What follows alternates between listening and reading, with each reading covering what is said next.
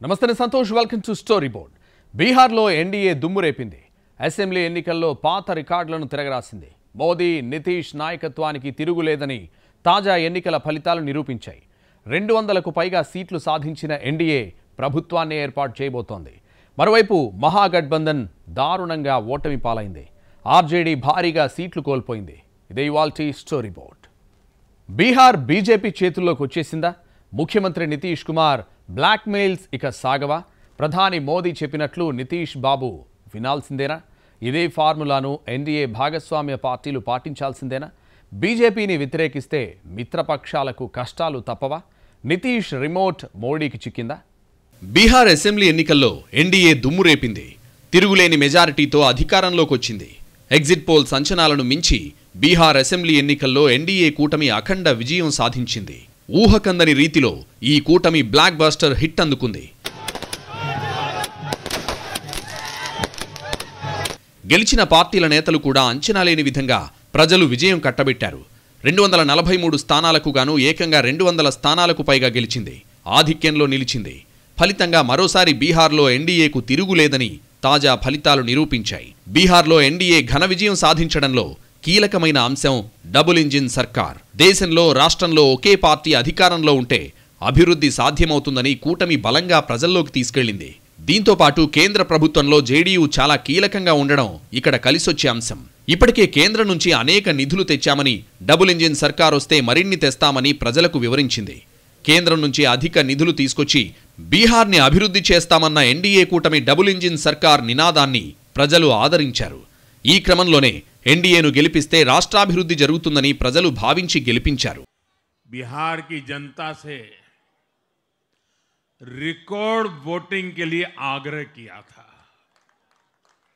और बिहार के लोगों ने सारे रिकॉर्ड तोड़ दिए. मैंने बिहार के लोगों से एनडीए को प्रचंड विजय दिलाने का आग्रह किया था. बिहार की जनता ने मेरा ये आग्रह भी माना. నితీష్ సర్కార్ తీసుకొచ్చిన అనేక పథకాలు ఎన్డీఏ గెలుపులో కీలక పాత్ర పోషించాయి. ముఖ్యంగా మహిళలకు ఆర్థిక సాయం అందించేందుకు నితీష్ సర్కార్ తీసుకొచ్చిన ముఖ్యమంత్రి మహిళా రోజ్గార్ యోజన పథకం విజయానికి దోహదపడింది. ఈ పథకం ద్వారా నితీష్ సర్కార్ ఒక్కొక్కరికి 10,000 రూపాయల చొప్పున 75 లక్షల మంది మహిళల ఖాతాల్లో డబ్బు జమ చేసింది. 125 యూనిట్ల వరకు ఉచిత విద్యుత్ కల్పించడం ప్రయోజనం కలిగించింది. గ్రామీణ ప్రాంతాల్లో తాగునీటి సరఫరా సహా మెరుగైన సామాజిక భద్రతా పెన్షన్లు, పలు సంక్షేమ పథకాలను అమలు చేసి ప్రజల మెప్పు పొందారు. ప్రధాని నరేంద్ర మోదీ ఎన్నికల వేళ బీహార్లో పలు అభివృద్ధి, మౌలిక సదుపాయాల ప్రాజెక్టులను ప్రారంభించడం ఎన్డీఏకు ఎన్నికల్లో బలంగా మారింది. ఎన్డీఏ గెలుపులో ప్రధానమంత్రి నరేంద్ర మోదీ, కేంద్ర హోంమంత్రి అమిత్ షా కీలక పాత్ర పోషించారు. ఇద్దరూ ముందుండి ప్రచారాన్ని హోరెత్తించారు. వరుస సభలతో మహాగఠబంధన్ కూటమిపై విరుచుకుపడ్డారు. మోదీ కరిష్మా, అమిత్ షా వ్యూహాలతో జనాలను తమ వైపుకు తిప్పుకున్నారు. ఎన్నికల ప్రచారంలో ఎన్డీఏ కూటమి ఎక్కువగా ప్రస్తావించిన పదం జంగిల్ రాజ్. ఆర్జేడీ పాలించిన కాలాన్ని జంగిల్ రాజ్గా అభివర్ణిస్తూ ప్రధాని మోదీ, అమిత్ షా విస్తృత ప్రచారం నిర్వహించారు. మహాగఠబంధన్కు ఓటు వేస్తే జంగిల్ రాజ్ మళ్లీ వస్తుందని ప్రజల్లో చైతన్యం కల్పించారు. బీహార్ ఎన్నికల్లో ఎన్డీఏ గెలుపుకు పలు అంశాలు దోహదపడ్డాయి. 125 యూనిట్ల వరకు ఉచిత విద్యుత్, గ్రామీణ ప్రాంతాల్లో తాగునీటి సరఫరా సహా మెరుగైన సామాజిక భద్రతా పెన్షన్లు, 75 లక్షల మంది మహిళలకు 10,000 చొప్పున ఆర్థిక సాయం వంటి పలు సంక్షేమ పథకాలను అమలు చేయడం ఎన్డీఏకు కలిసొచ్చింది. మహాగఠబంధన్ కూటమి బలహీనతలను ఎన్డీఏ తనకు అనుకూలంగా మార్చుకుంది. ప్రధానంగా బీహార్ రాజకీయాల్లో అత్యంత ప్రభావవంతమైన నాయకుల్లో ఒకరైన సీఎం నితీష్ కుమార్ కూటమికి బలంగా మారారు.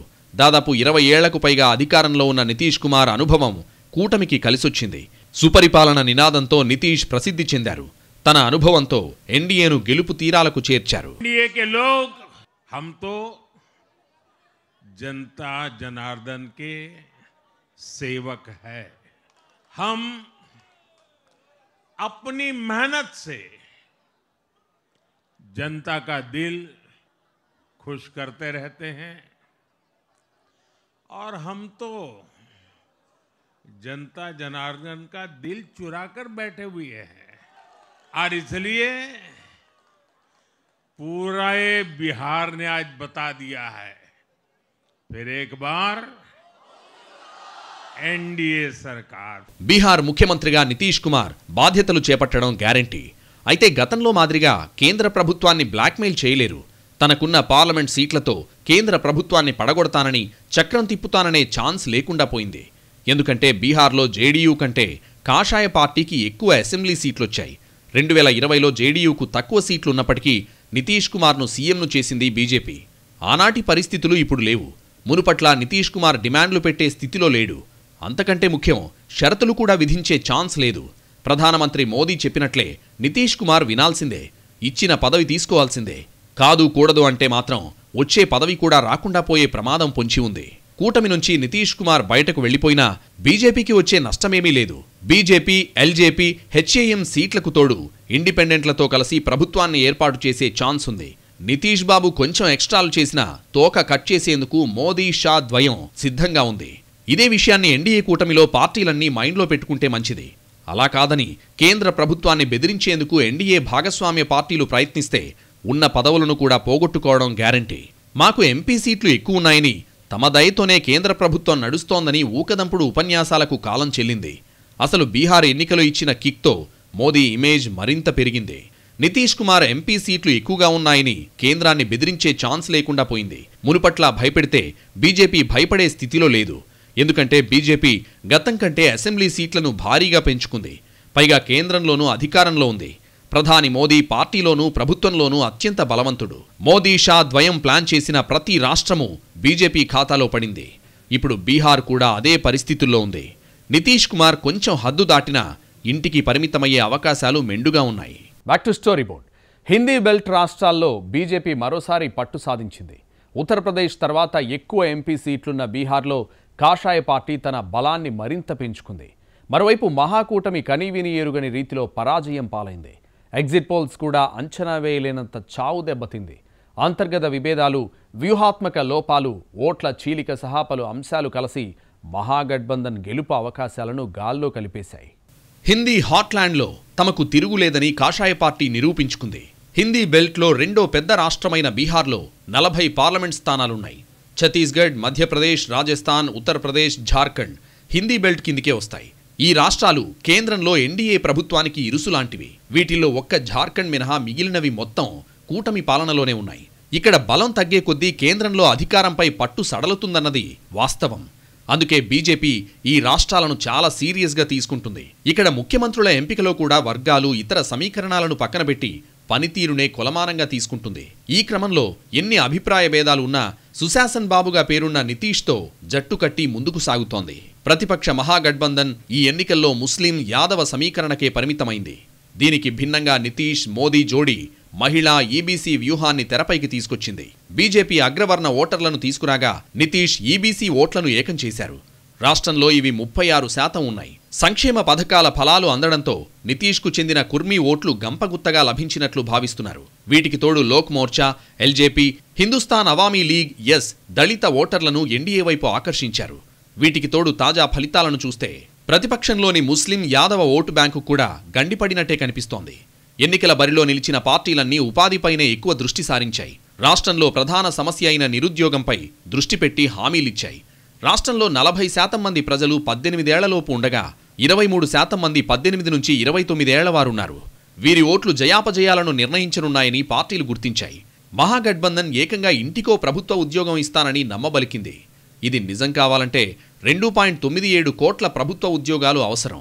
ఇది అసాధ్యం. మరోవైపు ఎన్నికల వ్యూహకర్త ప్రశాంత్ కిషోర్ నేతృత్వంలోని జన్ సురాజ్ కూడా తాము అధికారంలోకొస్తే బీహార్లో వలసలు లేకుండా చేస్తామని హామీలిచ్చింది.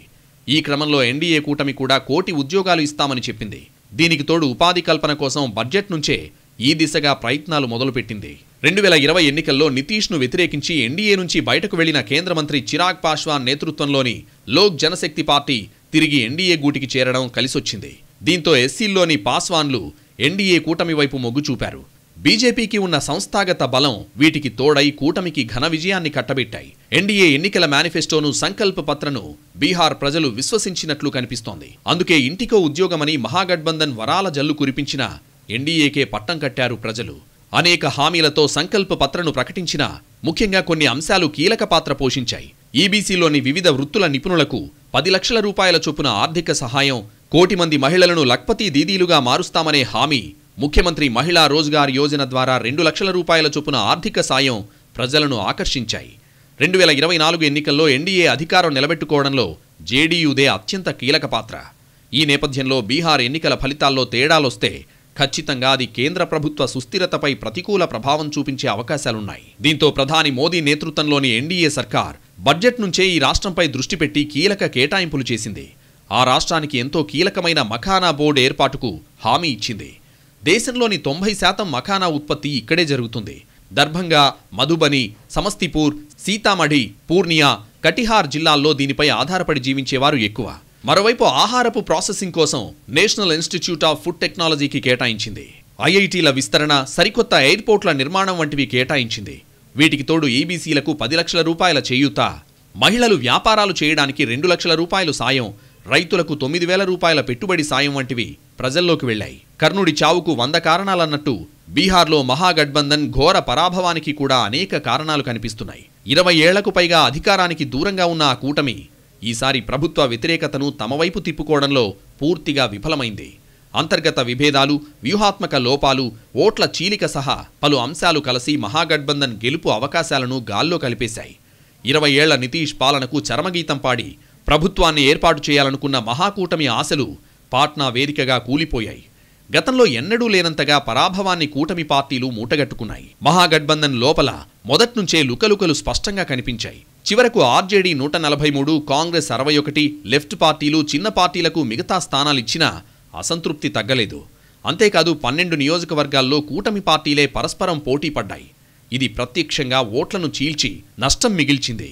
ఎన్నికల ముందు నుంచే గొడవలు, అనుమానాలు ఉన్న కూటమిపై ప్రజలు పూర్తి నమ్మకం పెట్టుకోలేదు. మిత్రపక్షాల ప్రచారానికి ప్రాధాన్యం ఇవ్వకపోవడం, ఆర్జేడీ ఒక్కటే పోరాడుతున్నట్టు కనిపించడం, ఇవన్నీ కూటమి బలహీనతను బయటపెట్టాయి. తేజస్వి ప్రణ్ పేరుతో విడుదల చేసిన మేనిఫెస్టో కూడా మిత్రపక్షాలకు నచ్చలేదు. కూటమిగా కాకుండా వ్యక్తిగత ప్రాధాన్యం ఇచ్చినట్టుగా రాష్ట్ర ప్రజలు భావించారు. 2026లో పశ్చిమ బెంగాల్లో, 2027లో ఉత్తరప్రదేశ్లో ఎన్నికలు జరగనున్నాయి.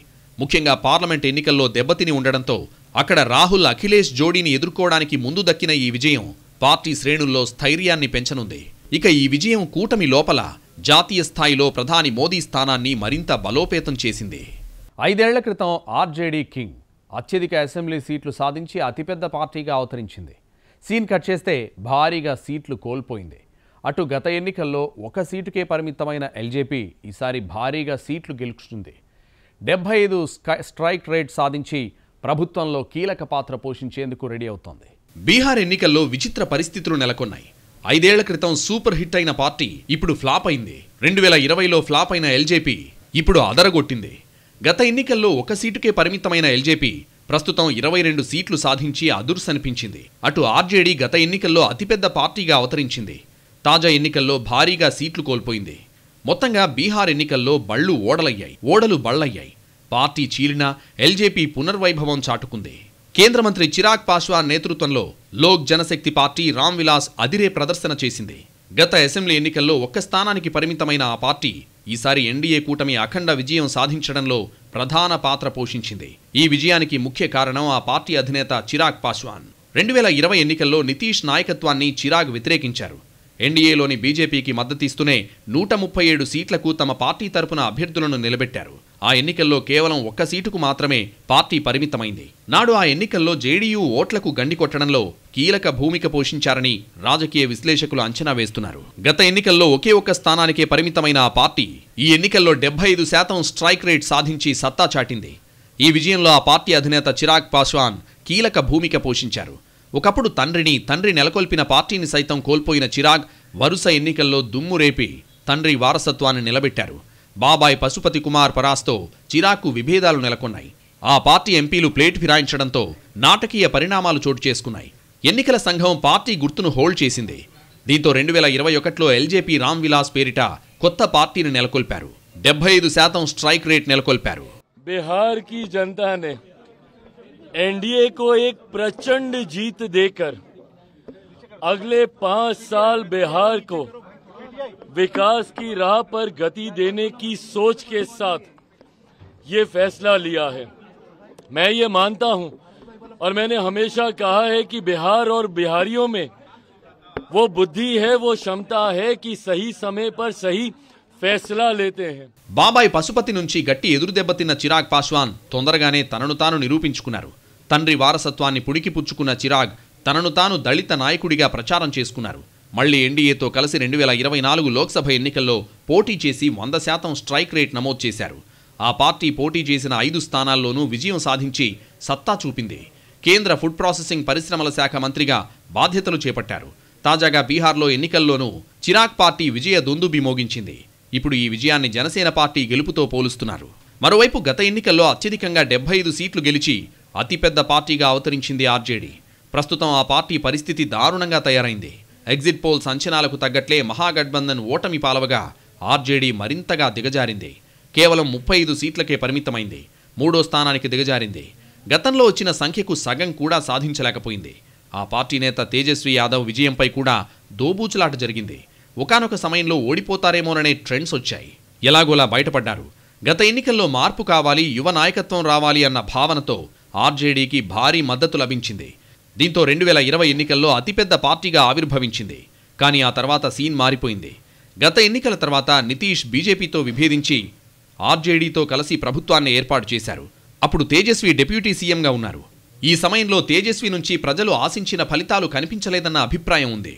దీంతో ఈ ఎన్నికల్లో తేజస్వి ఎన్ని ప్రయత్నాలు చేసినా ఫలితం లేకుండా పోయింది. నిరుద్యోగం తగ్గుతుందని హామీలు ఇచ్చినా స్పష్టమైన కార్యాచరణ కనిపించకపోవడంతో ఘోర ఓటమిని చవిచూడాల్సొచ్చింది.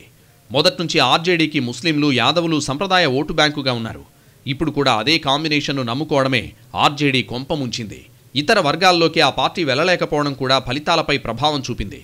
దీంతో ఆర్జేడీ నడిచే దారి కొత్తది కాదు, పాతదే అన్న భావన ఓటర్లలో పెరిగింది. కొత్త వర్గాలను ఆకట్టుకునే ప్రయత్నం సరైన స్థాయిలో జరగలేదు. మహాగఠబంధన్ భాగస్వామి అయిన కాంగ్రెస్ బీహార్లో చాలా బలహీన స్థితిలో ఉంది. అయినా ఆ పార్టీపై విశ్వాసం పెట్టి స్థానిక సమస్యల కంటే ఓటు చోరీ వంటి రాజకీయ ఆరోపణలపై ఫోకస్ పెట్టడం ఆర్జేడీకి మైనస్గా మారింది.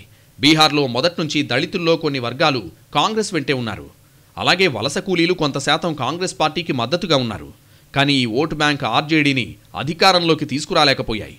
ఒక విధంగా చెప్పాలంటే కూటమిలో కాంగ్రెస్ బలహీనత ఆర్జేడీకి భారంగా మారింది. తేజస్వి యాదవ్ కుటుంబంలో గందరగోళం కూడా పార్టీని బాగా దెబ్బతీసింది. ఆయన సోదరుడు తేజ్ ప్రతాప్ నూతన పార్టీ ఏర్పాటు చేసి ఆర్జేడీ సంప్రదాయ ఓటు బ్యాంకులో కొంత భాగం చీల్చారు.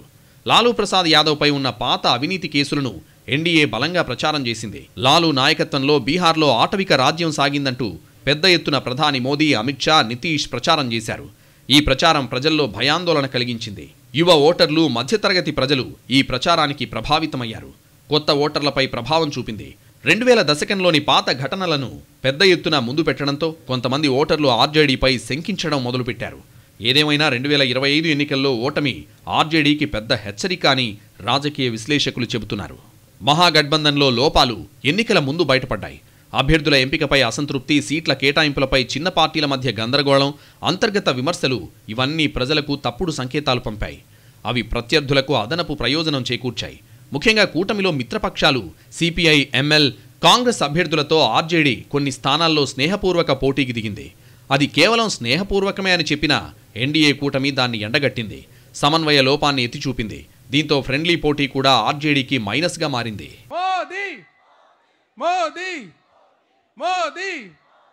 ఈ ఎన్నికల్లో ప్రతిపక్ష ఓట్లను ఎక్కువగా చీల్చింది చిన్న పార్టీలే. అసదుద్దీన్ ఓవైసీ ఎంఐఎం సీమాంచల్ ప్రాంతంలో ఆర్జేడీ ముస్లిం ఓటు బ్యాంకును నిలువునా చీల్చింది. ప్రశాంత్ కిషోర్, జన్ సురాజ్ యువత, ప్రభుత్వ వ్యతిరేక ఈబీసీ ఓట్లను ఆకర్షించారు. ఈ ఓటు చీలిక అనేక నియోజకవర్గాల్లో నేరుగా ఎన్డీఏ అభ్యర్థులకు లాభం చేకూర్చింది. ఆర్జేడీకి పెద్ద ఎత్తున నష్టాన్ని తీసుకొచ్చింది. ఈసారి ఎన్డీఏ, ముఖ్యంగా బీజేపీ ప్రచారంలో చాలా దూకుడుగా ముందుకు వెళ్ళింది. కేంద్ర పథకాల ప్రయోజనాలు, చట్ట వ్యవస్థపై హామీలు, సుపరిపాలన, అభివృద్ధి వంటి హామీలను ప్రజల ముందు పెట్టింది. ఎన్డీఏ ప్రచారం చాలా సమిష్టిగా సాగింది. బీజేపీ, జేడీయూ కలయిక ప్రజల్లో స్థిరమైన ప్రభుత్వం అనే సందేశాన్ని బలంగా తీసుకెళ్లింది. దీంతో ఆర్జేడీ ప్రధాన పోరులో వెనకబడింది. ఓటు శాతం అనేక ప్రాంతాల్లో చీలిపోయింది.